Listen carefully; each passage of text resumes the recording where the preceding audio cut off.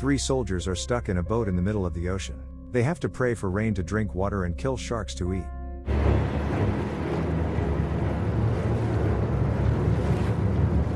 The events of the film take place in the midst of the Second World War. A U.S. Air Force team is on a reconnaissance mission over the waters of the Pacific Ocean. The crew of the American torpedo bomber consists of Commander Harold Dixon, radio operator Gene Aldrich and bombardier Tony Paschal. The team has become too distant from the other aircraft on the mission and is now unable to orient themselves in space. Captain Harold decides to return to the aircraft carrier, but the crew fails to locate the warship at the given coordinates. Breaking the radio silence, Gene tries to contact the base, but gets on the radio wave of the Japanese and interrupts the broadcast. The fuel level in the aircraft is dropping rapidly. To lighten the plane, Tony drops the bomb into the water. After a lengthy search for the aircraft carrier, the captain decides to land the plane on the water and orders the crew to pack the essentials and prepare a lifeboat. After a successful landing, the captain is the first to get out. The bomber gradually begins to sink and the remaining crew members, panicking, cannot unfasten their belts. Already underwater, the guys manage to get out and they are reunited with the captain. The trio inflate the lifeboat, but it turns upside down. When trying to turn over the rubber boat, the team loses the only flashlight. Already in the boat, the guys had a chance to get to know each other better. Confident that they will be rescued the very next day, the trio fall asleep. The first day of the team in the open ocean begins. Not realizing the danger of the situation, the guys feel relaxed and have an impromptu tea party. The commander tells the crew that they need to distribute observation zones and look in all directions so as not to miss the rescue aircraft. After some time, the crew really notices a high-speed aircraft in the sky, but they have nothing to signal. Due to the panic during the landing, the guys forgot to pick up the signal lights and parachutes. The trio frantically wave their clothes in an attempt to get their attention, but the plane doesn't notice them and flies away. Harold tells the crew that this was their only chance for survival. Their team landed in the territorial waters of the enemy and, taking wartime into account, their command will not risk going on a second search. The trio were left without food, water and communication in the middle of the largest ocean in the world. Emotionally, the commander blames Gene for everything, due to the fact that he was unable to catch the aircraft carrier's signal. Realizing the danger of the situation, Harold takes command of the lifeboat and tells the guys to obey him unquestioningly. As his first order, he tells the guys to empty out all their pockets to see what they have to survive. They have at their disposal a pistol with 2 magazines of cartridges, a pocket knife, pliers, a coil of wire, a cable, an empty bag for water and accessories that will help you navigate the terrain. Harold then orders the guys to throw out their shoes so they don't rub on the boat. He keeps his pair of boots with him so that he will have something to wear when they get to land. Gene and Tony spend the rest of the day talking about food and military service while their captain naps off to the side. Later, Harold tells the team to take turns on duty all night and keep an eye on the situation. Replacing Gene, the captain decides to urinate. Since urine is their only source of drinking water, the man fills his shoe with it and drinks from it. The second day is coming. Harold calculates the boat's approximate position and informs the crew that the nearest landmass is thousands of miles away. So far, their boat is heading towards the Hawaiian Islands, but if they are lucky with a fair wind, they will reach a small cluster of friendly islands much earlier. Gene suggests that the crew try fishing for food. From improvised means, the guys build a homemade fishing rod and launch it into the water. Within a few moments, the prey is hooked. Overjoyed, the team tries to drag the catch into the boat, but the caught fish turns out to be hungrier than the trio, and eats half of the rope along with the hook. The crew spends several more hours under the scorching sun.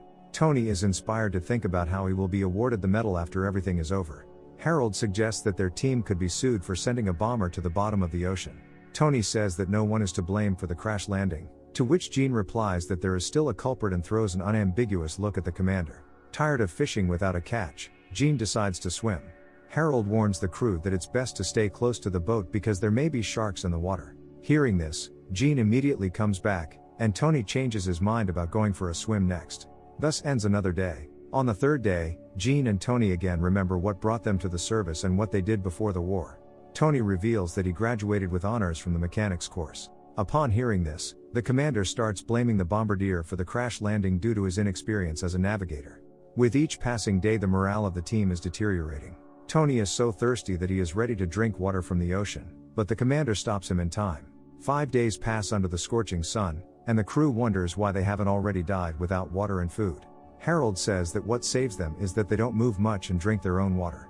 Feeling his pockets, the commander is surprised to find a pencil and from memory draws a map of the perimeter in which they are located. After calculating the approximate coordinates, Harold informs the team that they are moving in the right direction. which greatly encourages the guys. The trio builds an anchor out of things, so as not to go astray in case of the wrong wind direction. Now the crew can only hope for a fair wind and rain so that they can quench their thirst. They decide to pray to ask the higher powers to give them water from the sky.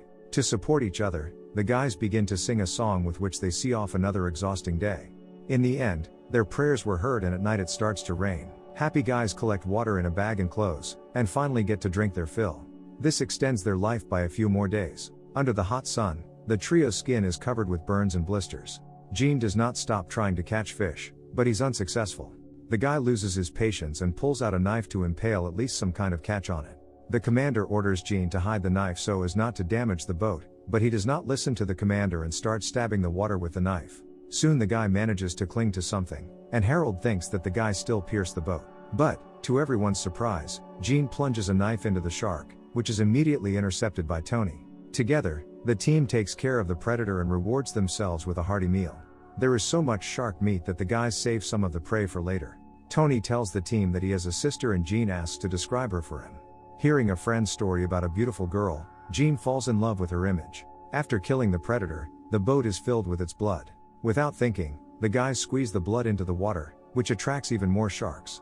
The team realizes that they are surrounded by dangerous predators and now their chances of survival have been greatly reduced. At night, waking up after a bad dream, Gene decides to wash himself, completely forgetting about the bloodthirsty inhabitants of the ocean.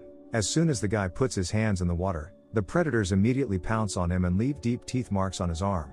Surviving the shock of what he saw, Tony asks the commander what their crew will be called on land, to which Harold replies that they will be called Lost at Sea, and that will end all concern about their future fate. The following days are hard for the crew of the boat. They run out of water, they cannot get food, and all that remains for them is to pray and wait for God's help again. It's day 15 at sea, and Tony looks at his gun with a strange look. Gene notices this and takes the weapon from his comrade, but not so that he does not shoot himself. A caplan sits next to the sleeping commander and Gene shoots the bird.